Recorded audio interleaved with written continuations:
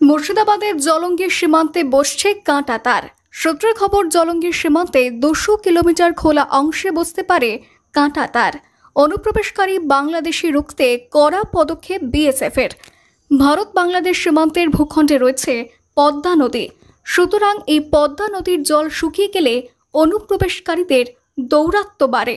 মূলত সেই কারণেই কাঁটা তার বসানোর সিদ্ধান্ত নিল ভারত সরকার। যদিও কৃষকদের অভিযোগ, কৃষকদের জমির প্রায় কয়েক কিলোমিটার ওপরে বসছে এই কাঁটা তার। কেননা মাঝে মধ্যে দেখা যায় বাংলাদেশিরা ভারতীয় কৃষকদের ফসল কেটে নিয়ে উধাও হয়। তা নিয়ে বিএসএফ জওয়ানরা আশ্বস্ত করেছে এলাকার কৃষকদের। পাশাপাশি সীমানা মাপজোপের কাজ শুরু করল বিএসএফ এবং এলাকার পঞ্চায়েত প্রশাসন ও জলঙ্গি বিএলআরও। যদিও সাগরপাড়া সীমান্তে কাঁটা তার বসানোর প্রাথমিক কাজ শুরু হয়েছে। বিএসএফ এর আধিকারিক কর্মকর্তা, সিপিডব্লিউডির আধিকারিক কর্মকর্তারা আছেন।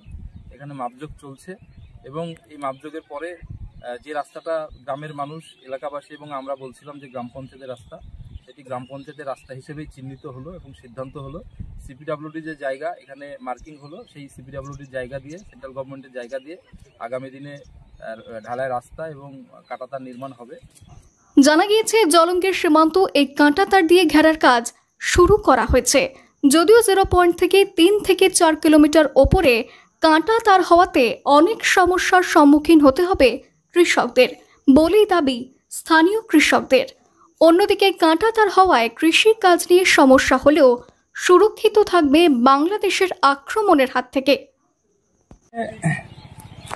পঞ্চায়েত রাস্তা, সেই পঞ্চায়েত রাস্তাটা বিএসএফ দখল করে নিয়ে বলছিল আমাদের রাস্তা এটা, আমরা সেই রাস্তাতে রাস্তা তৈরি করব। আমরা সেইখানে গ্রামের লোক এসে সেখানে বাধা দেওয়ার পর এবং প্রধান এবং আমাদের সভাপতি মাসুম আলী আহমেদ, প্রধান রকিবুল ইসলাম রকি, সে বাধা দেওয়ার পর আমাদের সেই রাস্তাটা এখন আমাদের পঞ্চায়েতের বহাল থাকলো এবং যেটা বিএসএফের রাস্তা সেটা বিএসএফের রাস্তা।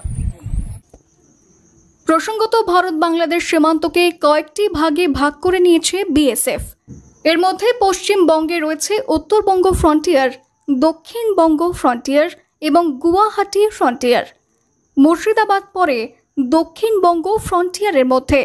প্রশাসন সূত্রে খবর, মুর্শিদাবাদ জেলায় ভারত বাংলাদেশের প্রায় 96 কিলোমিটার আন্তর্জাতিক সীমান্ত রয়েছে, যার অধিকাংশ জায়গাতেই কোনো কাঁটা তারের বেড়া নেই।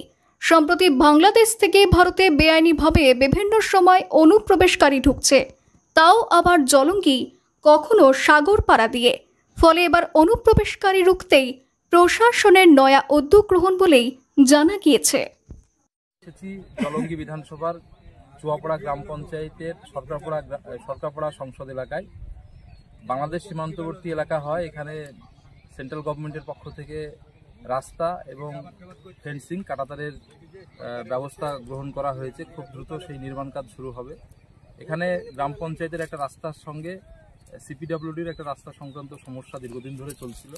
গ্রাম পঞ্চায়েত সেই রাস্তাটি গ্রাম পঞ্চায়েতের রাস্তা, সরকারপাড়া গ্রামের মানুষের চলাচলের রাস্তা, কিন্তু সিপিডব্লিউডি সেটা তাদের রাস্তা বলে দাবি করছিল। আজকে সরকারের পক্ষ থেকে আমাদের মাননীয় বিএলআর সাহেব উপস্থিত রয়েছেন, গ্রামের সর্বস্তরের সাধারণ মানুষ, কৃষকরা রয়েছেন। মুর্শিদাবাদ থেকে কৌশিক অধিকারীর রিপোর্ট, লোকাল 18 বাংলা।